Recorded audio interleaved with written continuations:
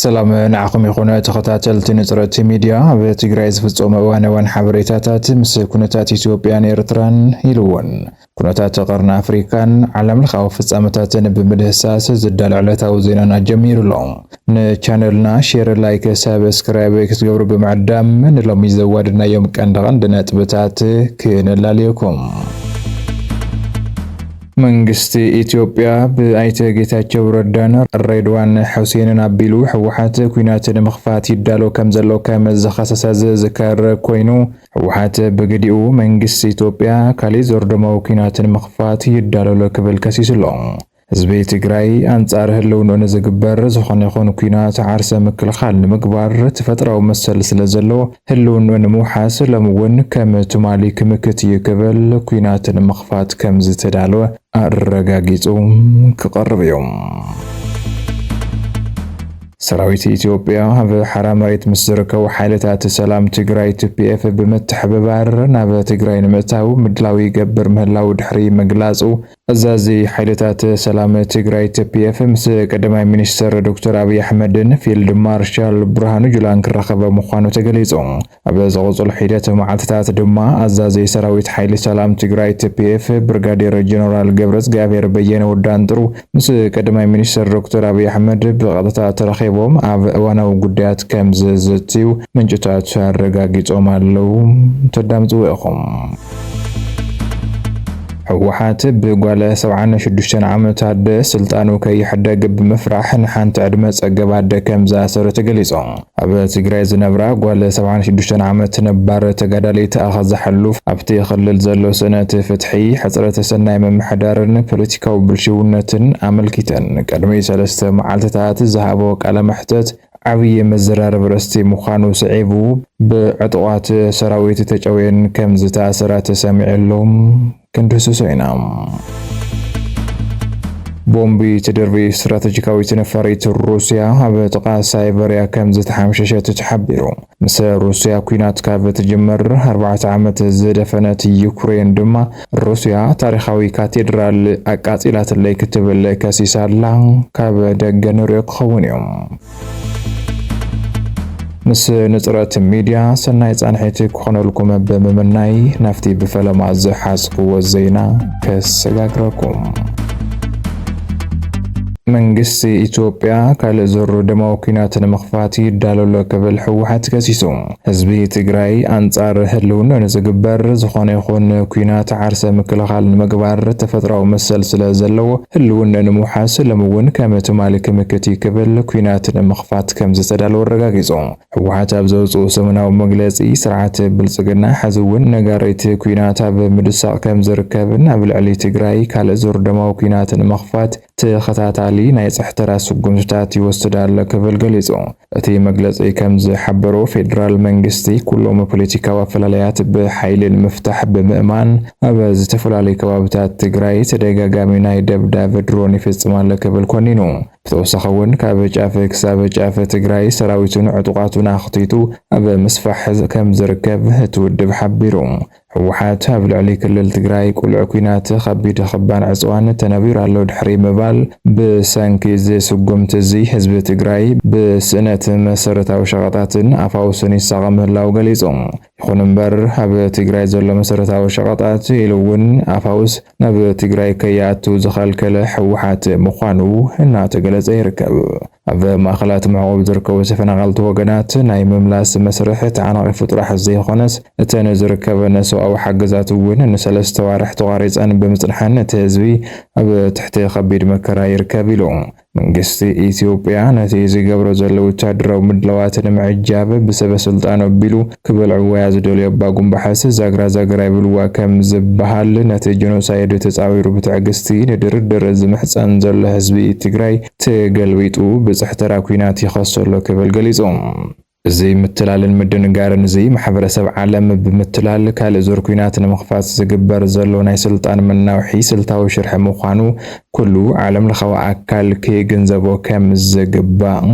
ኣተሓሳሲብሎም አዛዚ ኃይለታት ሰላም ትግራይ TPF ምስ ቀዳማይ ሚኒስተር ዶክተር አብይ አሕመድን ፊልድ ማርሻል ብርሃኑ ጁላን ክራኸበ ምዃኑ ተገሊጹ። ኣብ ዝቕፅል ሒደት መዓልትታት አዛዚ ሰራዊት ሓይሊ ሰላም ትግራይ TPF ብርጋዴር ጀነራል ገብረእግዚአብሔር በየነ ወዳንጥሩ ምስ ቀዳማይ ሚኒስተር ዶክተር አብይ አሕመድ ብቐጥታ ተራኺቦም ኣብ እዋናዊ ጉዳያት ከም ዝዝትዩ ምንጭታት ኣረጋጊጾም ኣለዉ። እዚ ኣብ መንጎ ክልቲኦም መራሕቲ ዝግበር ርክብ ኣብ ትግራይን ውሽጢ ሃገርን ዘንጸላል ዘሎ ሓዱሽ ስጋኣት ጸጥታ ንምምካት ዝዓለመ ምዃኑ ተፈሊጡ። አዛዚ ሓይሊ ሰላም ትግራይ ምስ ቀዳማይ ሚኒስተር ንምርኻብ ዝደረኾም ምኽንያት እቲ ንኢትዮጵያ ንምፍራስ ምስ ሃገራት ግብፂ፣ ሱዳን ከምኡውን ምስ ስርዓት ሻዕብያ ሕብራዊ ግንባር ፈጢሩ ይሰርሕ ኣሎ ተባሂሉ ንዝኽሰስ ዘሎ ህወሓት ስጉምቲ ንምውሳድ ከም ዝኾነ ተመላኺቱ። ሰራዊት ኢትዮጵያ ኣብ ሓራ መሬት ምስ ዝርከቡን ብስርዓት ብልጽግና ከም ዝድገፉ ምስ ዝነገረሎምን ሓይልታት ሰላም ትግራይ TPF ብምትሕብባር ናብ ትግራይ ንምእታው ምድላው ይገብር ምህላው ምጽብጻብና ዝዝካር እዩ። ክልቲኦም መራሕቲ ነቲ ካብ ፍቓድና ወጻኢ ስልጣን ብሒት ዘሎ ዘበልዎ ጉጅለ ህወሓት ንምድምሳስ ብኸመይ ብጥምረትን ብሓበራዊ ወታደራዊ ስጉምትን ክሰርሑ ከም ዝኽእሉ ስምምዕ ክገብሩ ትጽቢት ከም ዘሎ ተጠቒሱ። እዚ ስምምዕ ንርክብን መራሕቲ አዛዚ ምክልኻል ሰራዊት ኢትዮጵያ ፊልድ ማርሻል ብርሃኑ ጁላ በአካል ክርከብ ምዃኖም ተሓቢሩሎም። ትማሊ ምእንተ ህዝቢ ትግራይ ክብሉ ኣብ ሓደ ግንባር ዝተዋረቑ ደቂ ሓንቲ መሬት ዝኾኑ ሰራዊት ትግራይ ኣብዚ ሕዚ እዋን ብሰንካ ኣፈላላይ ወታደራውን ፖለቲካውን መራሕቲ ኣብ ክልተ ደንበ ተኸፊሎም ነንባዕሎም ክቃተሉ ንቃታ ክሰሓሓቡን ምርኣይ መሕዘኒ ፍጻመ ምዃኑ እውን እናተገለጸ ይርከብ። ንሕወሓት ዝተቃወማ ጓል 76 ዓመታት ከም ዝታሰራ ተገሊጹ።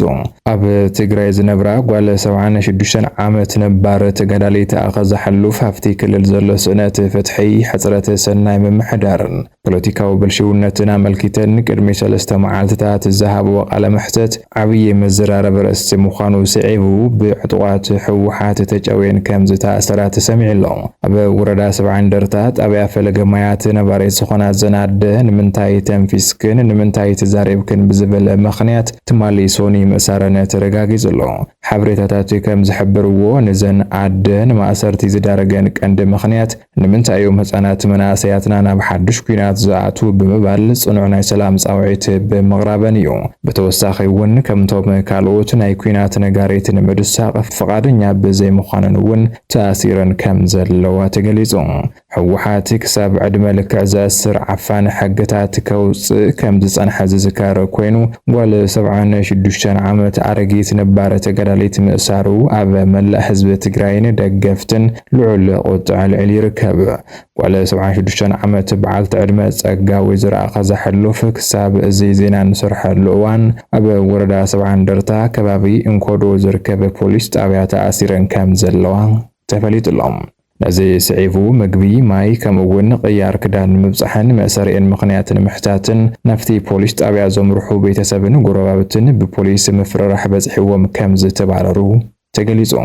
ብዕልዋ ስልጣን መንግስትነት ትግራይ ዝተቆጻጸረ ብዶክተር ደብረጽዮን ዝምራሕ ህወሓት ንስልጣኑ ሓደጋ ዝኾኑ ዓበይቲ ኣመራርሓን መናእሰይን ከኣስር ዝጸንሐ እኳ እንተኾነ ሓደ እግረን ናብ መቃብር ዝሰደዳ ጓል 76 ዓመት ኣደ ምእሳሩ ግን ዘለዎ ፖለቲካዊ መሪሕነት ኣብ ሕቶ ዘቱ ምዃኑ እናተገለጸ ይርከብ። ሓይልታት ፋኖ ብዝፈጸምዎ መጥቃዕቲ 3 ተወለድቲ ራያ ከም ዝተቐተሉ ዲሞክራሲያዊ ፓርቲ ራያ ራዩማ ገሊጹ። ውድብ ዲሞክራሲያዊ ራያ ራዩማ ዕጡቓት ሕወሓትን ፋኖን ብዝፈጸምዎ ዝተዋደደ መጥቃዕቲ 3 ተወለድቲ ራያ ከም ዝተቐተሉ ኸሲስሎ። እቲ ውድብ ኣብ ማስያ በዘውፅአ መግለጺ እቶም ዕጡቓት ሓይልታት ኣብ ልዕሊ ተወለድቲ ራያ ዝተዋደደ ዘርኢ ናይ ምጥናት ገበን ይፍጽሙ ኣለዉ ክብል እውን ወንጂሉሎ። ብመሰረት እቲ ናይቲ ውድብ ወግዓዊ መግለጺ ኣብ ራያ ሽማግለን ምልክት ራያነትን ዝኾነ በርሀ ትኩእ ዝተባሃለ ሰብኣይ ብጉንበ ዓመት 25 ከም ዝተቐተለ ሓቢሩ ድርቤ ኢያሱ ዝተባህለ መንእሰይ እውን ብዕለት 2 ሰነ 2018 ዓ.ም ብሓይልታት ፋኖ መቕታሉ ጸብጺቡ ብተወሳኺ ጽጋቡ ፈንታየ ዝተባህለ መንእሰይ ብ6 ሰነ ተቐቲሉ ከም ዘሎ ገሊጹ እቲ ውድብ ከም ዝሓበሩ ናይ ክልቲኦም ጉጅለታት ዕጡቓት ኣብቲ ከባቢ ብሓበራዊ ስምምዕን ወፍረን ብምውፋር ኣብ ልዕሊ ተወለድቲ ራያ ከበርቲ ግፍዓዊ ተግባራት ይፍጽሙ ምህላው መቃሊዑ ምስ ሕወሓት ጽምዶ ብምፍጣር ናብ ከባብታት ደቡብ ግንባር ትግራይ ዝኣተው ሓይልታት ፋኖ ቅትለት ዓፈና ስርቂ ምምዝባል መውቃዕትን ከምውን ምፍርራሕን ምሽምቃቕን ይገብር ኣሎ ክብል ትውድብ ከሲሱ ውድብ ዲሞክራሲያዊ ራያ ራዩማ ንዝተፈጠረ ከቢድ ጸገም ህጹጽ ፍታሕ ንክወሃቦ ንፌደራል መንግስትን ንኮሚሽን ሰብኣዊ መሰላት ኢትዮጵያን ከም ዘመልከተን ገሊጹሎ ነገር ግን ዛጊድ ካብ ክልቲኦም አካላት ምንም ዓይነት አዎንታዊ ምላሽ ከም ዘይረኸበን መንግስቲ ዘለዎ ሃገራዊ ሓላፍነት ኣብ ምኽባር ድኽመታት ከም ዝረአየን ብጽኑዕ ወቂሱሎ ኣብቲ ኣብ ከባቢ አላማጣን ራያን አጋጢሙ ዝበሃል ዘሎ ጉዳይ መሰረት ገይሩ ካብ ሕወሓትን ፋኖን ዛጊድ ዝወፀ ተቃውሞ ይኹን ሓበሬታ የለን ቦምቢ ትደርቢ ስትራቴጂካዊት ነፋሪት ሩስያ ኣብ ጥቃ ሳይበርያ ከም ዝተሓምሸሸት ተሓቢሩ ምስ ሩስያ ኩናት ካብ ትጅመር 4 ዓመታት ዝደፈነት ዩክሬን ድማ ሩስያ ታሪኻዊ ካቴድራል አቃጢላት ለይ ክትብል ከሲሰላ ኣብ ግዛት ሳይበርያ ዝካየድ ዝነበረ ልምምድ በረራ ቦምቢ ደርባይት ስትራቴጂካዊት ነፋሪት ሩስያ ቱ-22 M3 ከም ዝተሓምሸሸት ሚኒስተር ምክልኻል ሃገር ኣፍሊጡሎ እዛ ናይ ኒኩለር ዓቕሚ ዘለዋን ኣብ እዋን ሶቪየት ዝተሰርሐትን ብልዑል ድምፂ ትጓዓዝ ነፋሪት ቅድሚ ሕዚ ኣብ ውግኣት ሶርያን ዩክሬንን ንኸበርቲ ወታደራዊ ልኡኻት ከተገልግል ጸኒሓ እያ ኣብ ማሕበራዊ ሚድያታት ዝተዘርግሑ ተንቀሳቐስቲ ምስልታት ከም ዘርእይዎ እታ ነፋሪት ኣብ ሓደ ጫካ ውሽጢ ተወሪውራ ክትሓምሸሽ ከላን ዓብዪ ናይ ሓውን ትክን ማዕበል ክለዓል ከሎን ከም ዝተረኣየ ሓቢሩ ይኹን እምበር ናይታ ነፋሪት አብረርቲ ፓራሹት ተጠቒሞም ከም ዝወረዱን ኣብ ልዕሊ ሰባትን ንብረትን ዝበጽሐ ጉድኣት ከም ዘየለን እቲ ሚኒስተር ገሊጹ እዚ ሓደጋ ምኽስካስ ነፋሪት ዘጋጠመ ፕሬዝዳንት ዩክሬን ቮሎዲሚር ዜለንስኪ ሩስያ ብዩኔስኮ ኣብ ልዕሊ ዝተመዝገበ ታሪኻዊ ካቴድራል ብፍላጥ መጥቃዕቲ ፈጺማ እያ ብምባል ካብ ዝኸስስ ድሕሪ ሒደት ሰዓታት እዩ ኣብ ኪቭ ዝርከብን ብሰዓብቲ ኦርቶዶክስ ዓብዪ ቅዱስ ስፍራ ተባሂሉ ዝእመነሉን ናይ ዶርምሽን ካቴድራል ገዳም ግቢ ብሰንኪ ደብዳብ ኣየር ሩስያ ከቢድ ዕንወት በፂሕዎ ከም ዘሎ እቲ ፕሬዝዳንት ኣፍሊጡ ብኣንጻሩ መንግስቲ ሩስያ ኣብ ልዕሊኡን ዘቕረበሉ ከቢድ ገበን ክሲ ሓሶት ምዃኑ ብምግላጽ ነጽግወሎ ክቡራት ተዓዘብቲ ንጥረት ሚድያ ንሎሚ ዘዋደድናዮም ዛዕባታት ነዞም ክትከታተልዎም ዝጸናሕኹም ይመስሉ ነይሮም ብኻሊእ መባለታት ክሳብ ንራኸብ ሰናይ ንዓኹም ሰላም